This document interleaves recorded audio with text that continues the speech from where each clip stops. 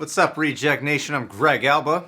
I'm John Humphrey. We're going to watch a top reward tier video request today from a man named Pete Don. Ooh. This comes from the channel Puffin Forest. These guys are killing it right now. Or one guy, I'm not sure. D&D story. DungeonMaster.exe has crashed. Alright. I didn't want to finish that title. Alright, let's do it. Attack the school, attack at the school. I don't know, installer code text. My new Dungeons & Dragons campaign started 500 years after the old one finished up. I started to introduce a lot of advanced technology into my world with the rise of airships, flintlocks, and magitech devices. The group all had to make up new characters to start on this adventure. So I thought. Seriously? The same character? Well, he doesn't age, so there's no reason he can't make it. You know, Will, I was wondering initially why you weren't telling me anything about your new character that you were making for this campaign. You're supposed to be different? I am different. I've gone through a lot of character development. I'm wearing a hat now. A hat does not count as character development. It does in anime, but not here. It can. But that wasn't the only thing that had changed. We discovered something else when the Depends on the group went out importance to of talk the to him. hat. Hey, we're going on a quest. We could sure use your help. You guys can see me? Of course we can. They don't know what it's been like for hundreds of years. As a shadow monk, I can pass without a trace and use invisibility. Normally, they only last for a short time. But one day, it didn't go away. I became so stealthy and sneaky that no one could hear or see me. I tried poking them, prodding, yelling, shouting, but no one would notice me for the past 500 years. I've been in this weird limbo state, wandering the lands in search of a way to fix it, but to no avail. And still, to this day, I'm cursed with being permanently invisible.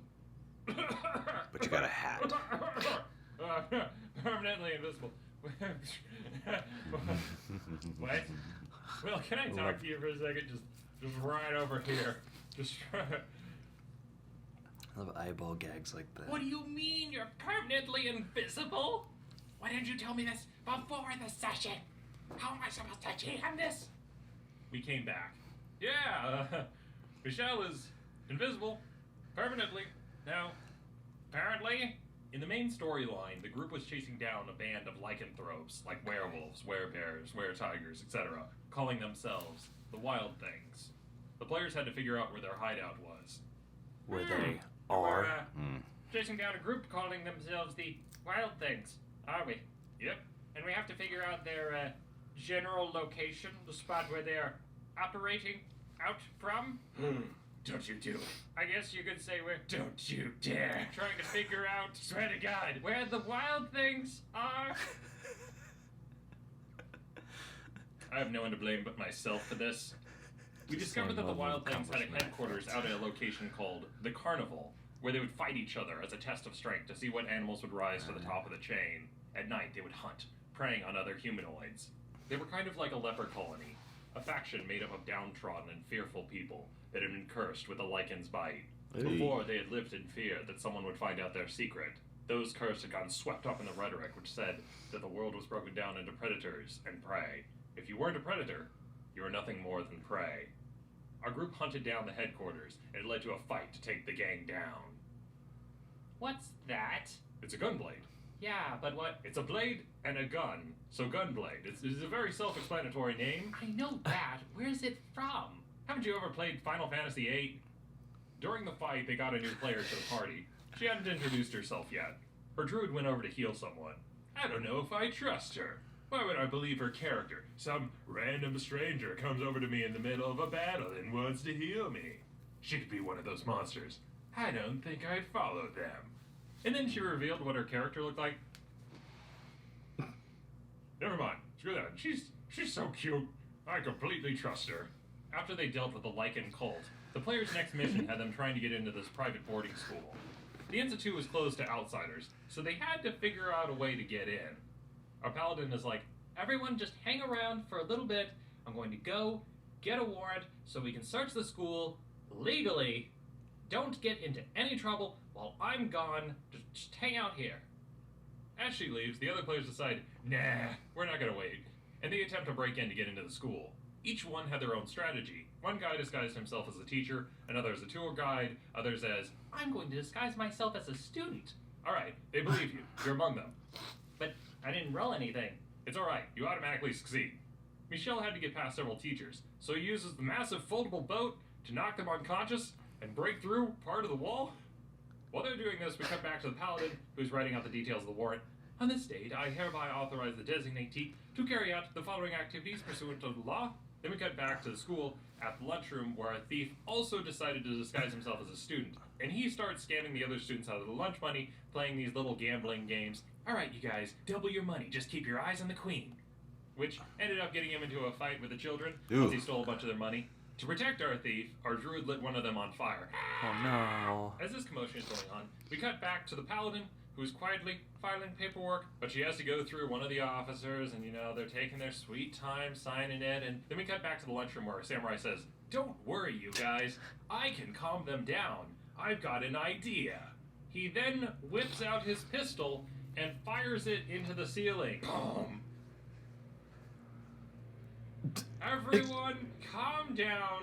Just do as I say, and no one has to get hurt. Which caused an immediate mass hysteria. Several guards rushed over to him with weapons drawn. Put down the gun! We cut back over to our paladin, who now has finished filing the paperwork and is casually strolling over to the school, warrant in hand to be let in legally. We cut back over to the rest of the party, where the assault on the boarding school continues, and this is just a regular school, okay? It's not like an evil school, it's just a regular school, which they're attacking. Our gnome monk has already attacked several teachers, knocking them out. Students are fleeing. One of the children was set on fire. Our thief is stealing money from all the children and teachers. It's just absolute pandemonium. The police officers are yelling at him, Drop the weapon! You, police officer, you put your guns down. Huh? Why do you guys think you get to tell me what to do when you're not even dropping your own weapons? Put down the gun! Also, while this is happening in real life, the player who's playing as the Baron asked me, Hey Ben, do you have a blank character sheet? I say, yeah, sure, and I give it to him.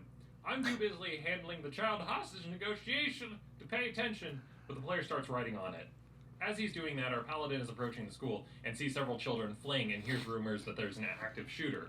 She draws her weapon and rushes in to see the police in a standoff with their, friend, and a child is still on fire. Are these companions of yours? Companions is a very loose term.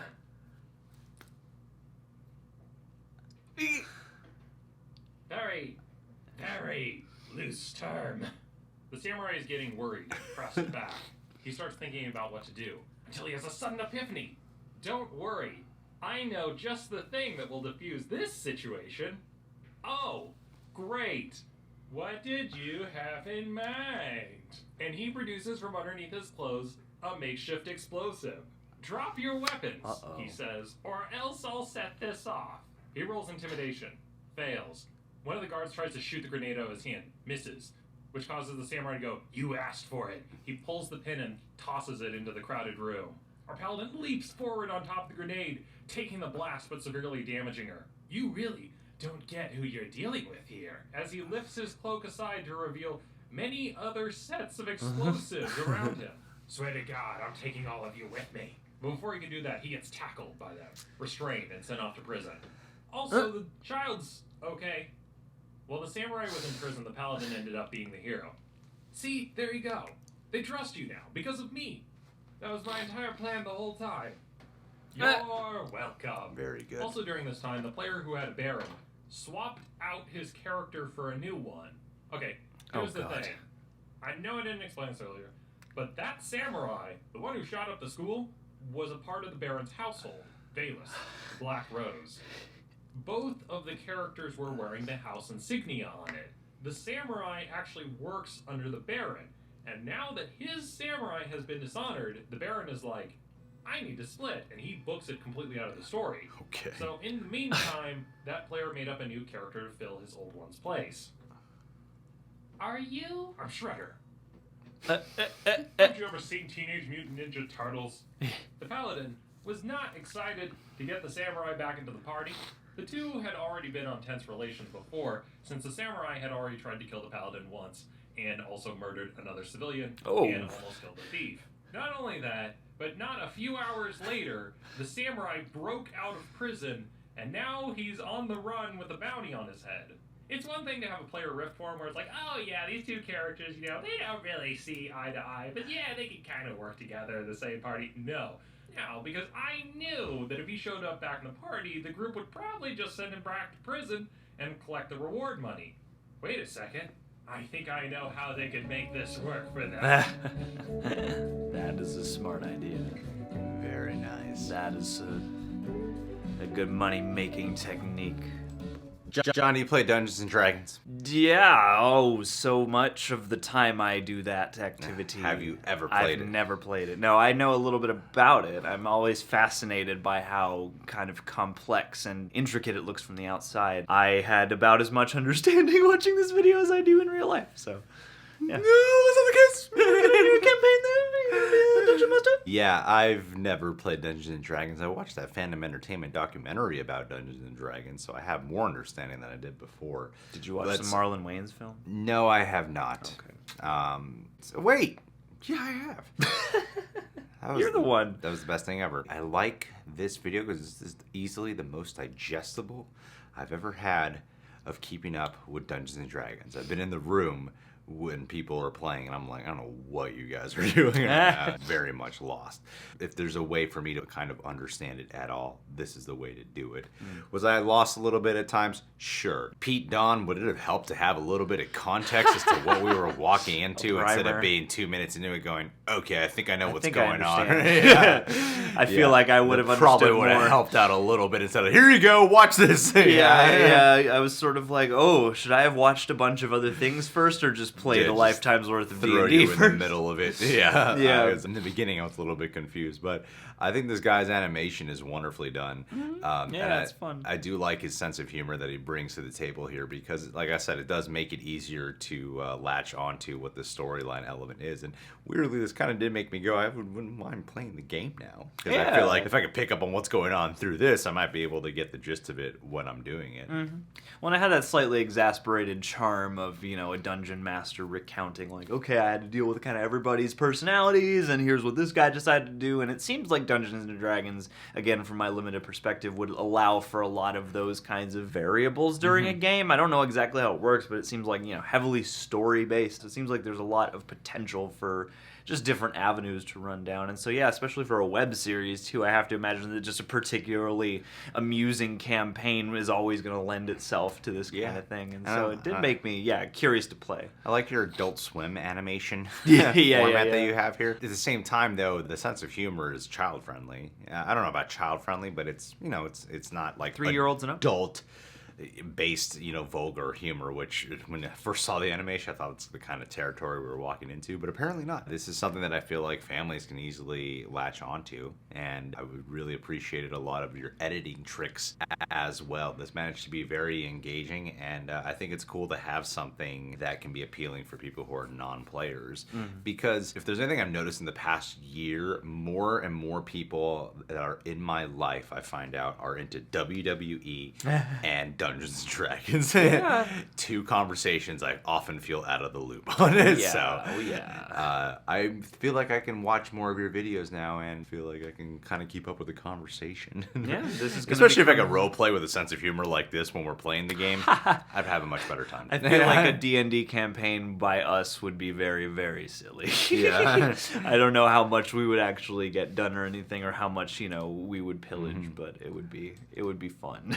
Anyway, guys, you can subscribe to Puffin Forest as soon as you can. 638,000 followers. He deserves way more. He's killing it right now with what he's got going on. You can subscribe to The Real Rejects. Click that notification bell. Thanks, Pete Don, for sending this over. Pete, I know you yourself are writing a bunch of stories and you're catching up on some movie franchises right now.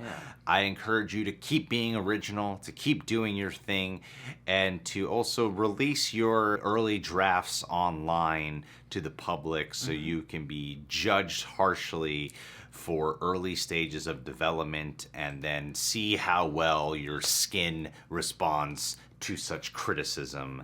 And if you are able to power your way through that, well, you could be the next Ed Wood.